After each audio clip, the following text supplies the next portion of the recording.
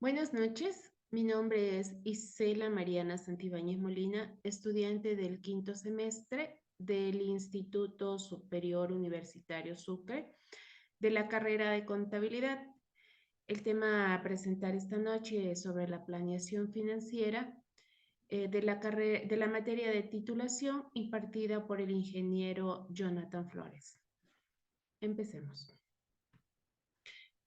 En relación a la planificación financiera, nos indica que es una técnica de previsión mediante la cual se trata de coordinar el funcionamiento de las diferentes unidades, grupos, sectores, entre otros, que intervienen en la actividad económica. A través de la planificación se pretenden fijar los objetivos a lograr, ordenar las prioridades, determinar los medios adecuados por la consecución de los objetivos y asegurar pues eh, la efectiva aplicación de los mismos.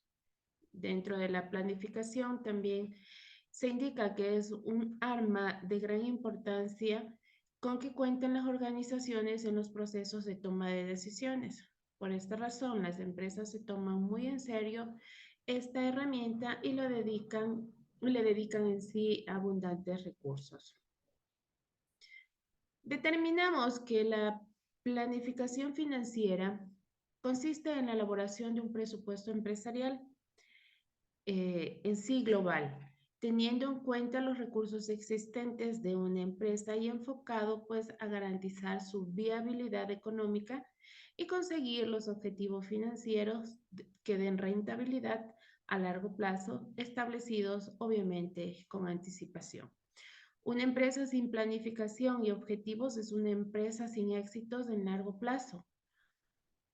Los negocios deben identificar dónde se ve la empresa en el corto, medio y largo plazo. Para ello deberán marcarse objetivos intermedios y estos deberán estar sustentados a su vez sobre estrategias. Los detalles económico-financieros de las estrategias ideadas con el fin de alcanzar los objetivos que vienen recogidos en el plan financiero de la organización. Dentro de la planificación financiera, podemos indicar que es un proceso de análisis de las influencias mutuas entre las alternativas de inversión y de financiación abiertas en una empresa. También es la proyección de las consecuencias futuras de las decisiones presentes a fin de evitar sorpresas y comprender las conexiones entre las decisiones actuales y las que se produzcan en el futuro. Se debe tomar la decisión de las alternativas a adoptar. Estas decisiones se incorporan al plan financiero final. La corporación del comportamiento posterior con los objetivos establecidos en el plan financiero. Claro está, hay diferentes clases de planificación financiera. En la planificación financiera a corto plazo, el horizonte de planificación rara vez va más allá de los próximos 12 meses. La empresa quiere asegurarse de que tiene la suficiente tesorería para pagar sus facturas y de que el endeudamiento y el préstamo a corto plazo se acuerdan en condiciones favorables para la misma empresa. En la planificación a largo plazo, el horizonte típico es de 5 años, aunque algunas empresas consideran 10 años o más. Por ejemplo, a una empresa eléctrica le puede costar 10 años o más diseñar, obtener la aprobación, construir y probar una gran central generadora en sí. Dentro de los requisitos de la planificación efectiva se encuentra la previsión. Consiste en que lo primero es la capacidad para prever con precisión y consistencia. La previsión perfecta no es posible. Si lo fuera, la necesidad de planificación sería mucho menor. De todas las formas, la empresa debe hacerlo lo mejor que pueda. La previsión no se puede reducir a un ejercicio mecánico. Las extrapolaciones ingenuas, o el ajuste de tendencias a datos pasados tienen un valor limitado. porque el futuro probablemente no se parecerá al pasado, es por lo que se necesita la planeación. Y obviamente para no caer en los mismos errores. Es tentador llevar la planificación en solitario e ignorar el hecho de que los competidores de la empresa están desarrollando su propio plan al mismo tiempo.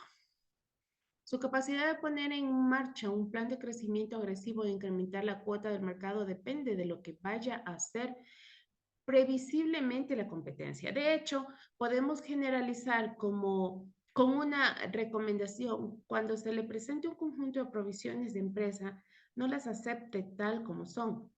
Indague detrás de la provisión e intente identificar el modelo económico en el que está basada. La inconsistencia de la previsión es un problema potencial porque los planificadores extraen información de muchas fuentes. Las ventas previstas pueden ser la suma de provisiones separadas hechas por los directores de varias unidades de negocio.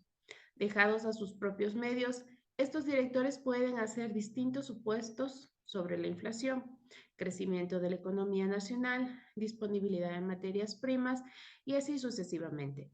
Conseguir consistencia es especialmente difícil para empresas integradas verticalmente, donde la materia prima de una son el producto de la otra. Por ejemplo, la división de refinamiento de una empresa petrolera podría planear producir más gasolina que la que planea vender la división comercial.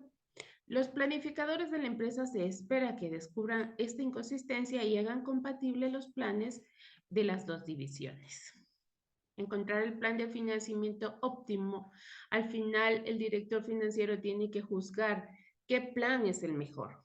Nos gustaría presentar un modelo o teoría que le explicase al directivo cómo adoptar esa decisión de un modelo exacto, pero no. En sí no lo podemos hacer. No existe un modelo o procedimiento que incluya toda la complejidad y elementos intangibles que uno encuentra en la planificación financiera. De hecho, nunca existirá ninguno. Esta afirmación tan osada se basa en la tercera ley de Bradley y Miller. El axioma, por ejemplo, la oferta de problemas no resueltos es infinito. También indica que el número de problemas no resueltos que en cualquier momento los seres humanos pueden tener en su mente está limitado a 10. La ley, por tanto, en cualquier campo siempre habrá 10 problemas a los que se le puede dedicar la atención, pero que no tiene solución formal. Podemos indicar también que mirar el desarrollo del plan financiero en sí. Los planes de largo plazo tienen el desagradable hábito de hacerse viejos tan pronto como se hacen. A menudo se deja que cojan polvo, en otras palabras. Por supuesto, siempre puede comenzar un proceso de planificación de la nada. Pueden ayudar si piensan con adelanto cómo revisar su provisión a la luz de acontecimientos inesperados. Por ejemplo, suponga que los beneficios de los 6 primeros meses resulta ser un 10% menor que la previsión. Los beneficios siguen casi un camino aleatorio. Por tanto, no tienen tendencia a subir después de una bajada, a menos que tenga información especial de lo contrario. Debería revisar a la baja sus beneficios previstos para los últimos años en al menos el 10%.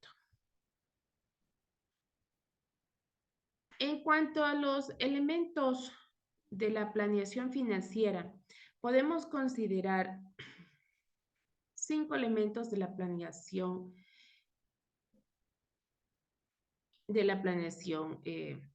en cuanto a las estrategias,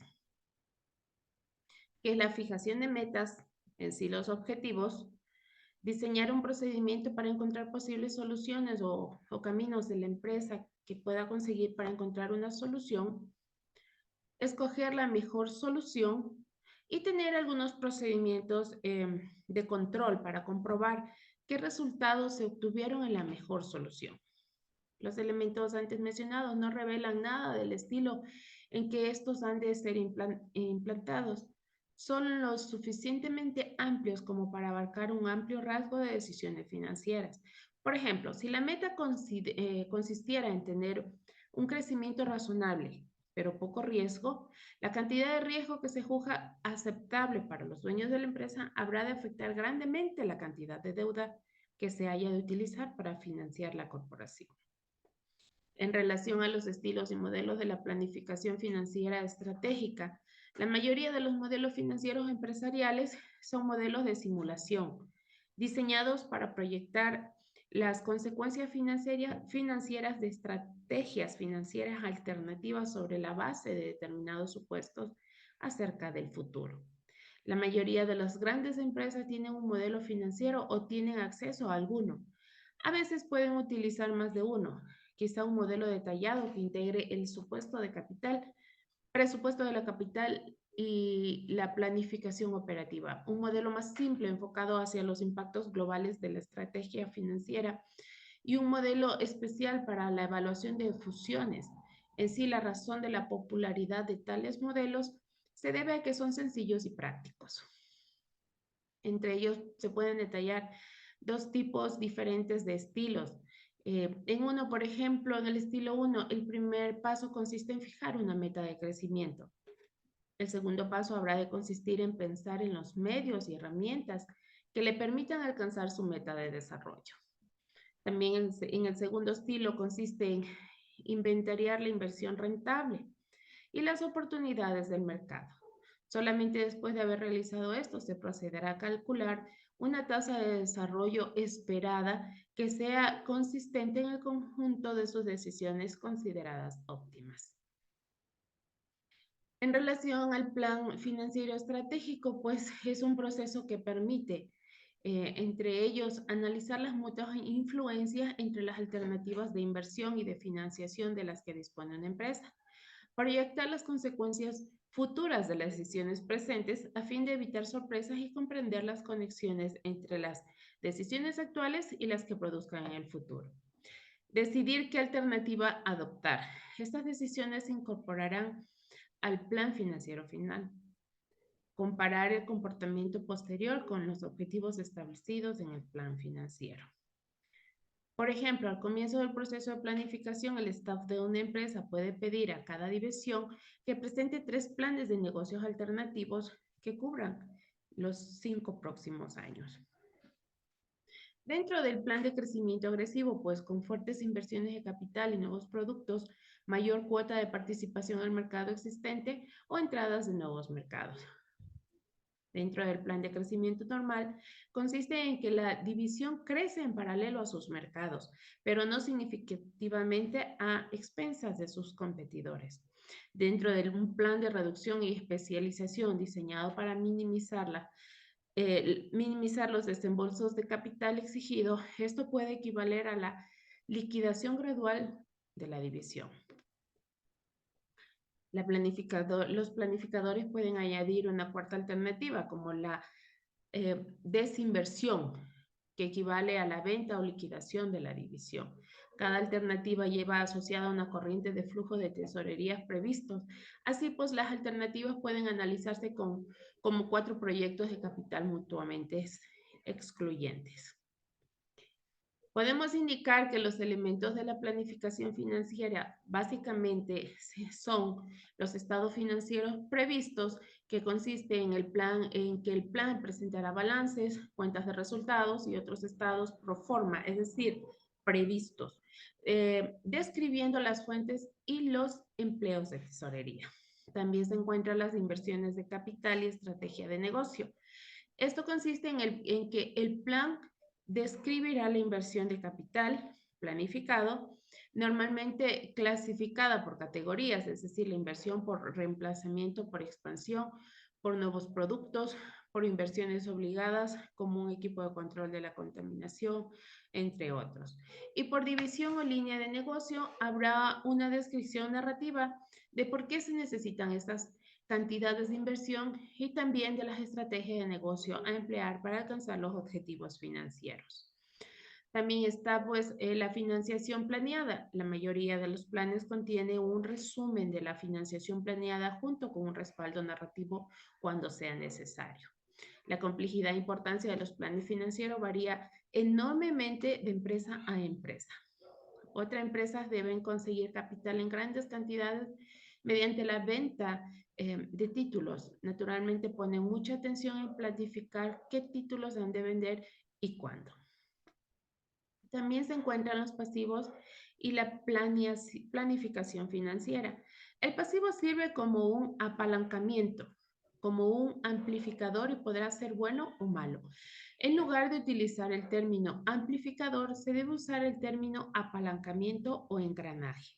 De acuerdo al volumen que tiene el pasivo, la empresa podría tener ganancias positivas. Un inversionista habrá de obtener siempre ganancias positivas. Si prevalecen condiciones desfavorables en el negocio, el rendimiento que que habrían de seguir los accionistas sería negativo. La obtención de rendimientos negativos en uno o más años varía, en sí habría de aplicar que existe el riesgo de insolvencia. Por supuesto, cabe aclarar que siempre existirá la posibilidad de que una empresa tendrá pérdidas aun cuando no tenga pasivos. Pero esto no habrá de modificar en nada el hecho de que un crecimiento en pasivo tiene a incrementar la posibilidad de que las utilidades a favor de los accionistas comunes lleguen a ser negativas. Un pequeño incremento en el pasivo no habrá de incrementar considerablemente la probabilidad de que se obtengan utilidades negativas o pérdidas. Hasta el momento se ha centrado en la atención en los aspectos negativos del pasivo. El hecho de que el pasivo incrementa el riesgo, pero se considera necesario enfatizar en el aspecto positivo del apalancamiento, los resultados favorables se habrán de amplificar a tal grado que el pasivo llegue a visualizarse como algo deseable. Es bastante frecuente el caso que la varianza de los resultados se utilice como una medida de riesgo. La varianza es una medida de dispersión. Entre más dispersos sean los resultados, se ha de considerar que existe mayor riesgo. El pasivo incrementa la dispersión de los rendimientos sobre la inversión. Podrían en sí efectuarse cálculos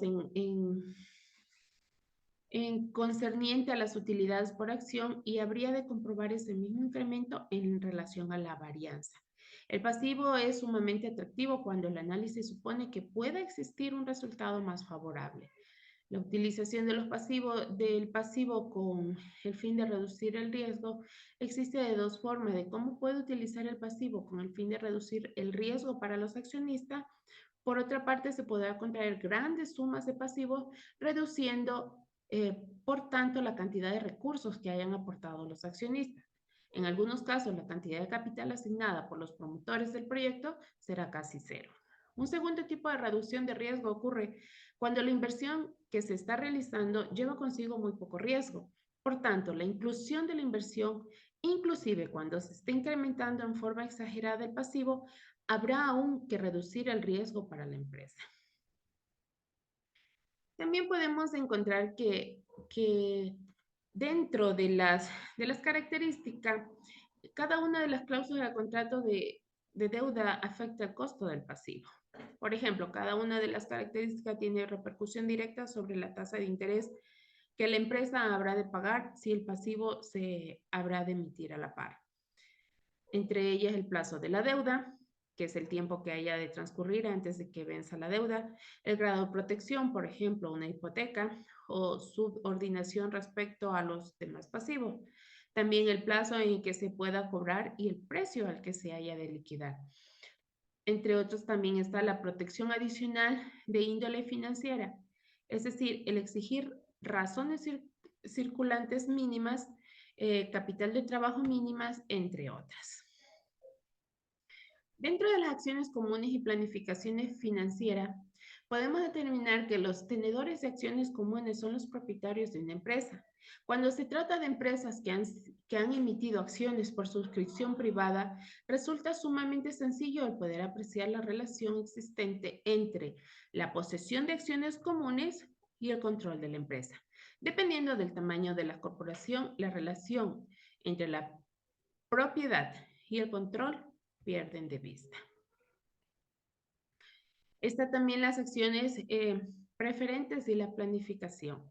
La emisión de las acciones preferentes constituye un método de financiamiento que desde un punto de vista a corto plazo de las acciones de una empresa emisora tiene menos riesgos que las obligaciones y más riesgos que las acciones.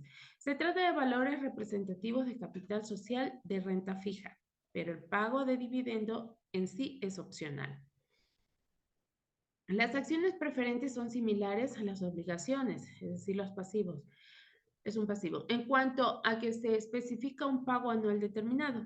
Respecto del pasivo, la cantidad que se paga se denomina intereses, en tanto que los pagos que se hacen a los accionistas preferentes se denominan dividendos. El compromiso legal de una compañía de pagar intereses sobre los pasivos es mucho mayor que la obligación que se paguen dividendos a los accionistas preferentes. La falta de pago de los accionistas podría llevar a la empresa a la quiebra, en tanto que la falta de pagos de dividendo no podría, la falta de pago de los dividendos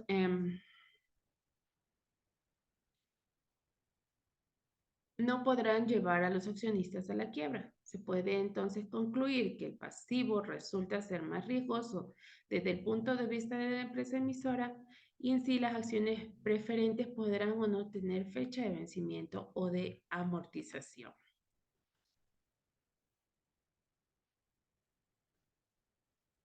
No cabe duda que una cierta cantidad de pasivos impone mayor riesgo sobre los accionistas de una empresa que una cantidad equivalente de acciones preferentes que sean emitidas en un momento determinado de tiempo, como el momento de la emisión.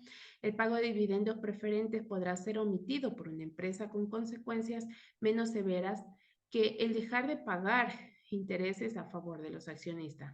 A pesar de esta realidad, existen dudas respecto a las acciones preferentes imponen un mayor riesgo a las acciones comunes que la emisión de obligaciones. Al comparar la emisión de acciones preferentes con la emisión de acciones comunes, resulta sumamente sencillo confundir el tema tratado comparando las acciones preferentes con la retención de utilidades. Cuando esto sucede, se habrá de estar considerando dos decisiones. Una de ellas se refiere a la conveniencia de pagar dividendos o retener utilidades y la otra de determinar qué es más conveniente, el financiar las inversiones con capital social común o con acciones preferentes. Los accionistas comunes tienen mayores posibilidades de obtener ganancias de capital que los tenedores de acciones preferentes. La principal ventaja para un inversionista que posea acciones preferentes respecto a uno que posee acciones comunes es que el rendimiento a favor de las accionistas preferentes es más predecible, ya que el rendimiento mínimo a favor de los accionistas preferentes está establecido por contrato. En relación a la planificación financiera e inflación, la inflación es algo frustrante para los administradores de una empresa. Sienten que tienen una obligación de hacer algo respecto a tal situación. El hecho de que existe inflación está fuera de su control inmediato, pero la realidad es que una serie de decisiones sí está bajo su control en sí. Desafortunadamente, los ajustes que se hacen con motivo de la inflación frecuentemente son de naturaleza equivocada.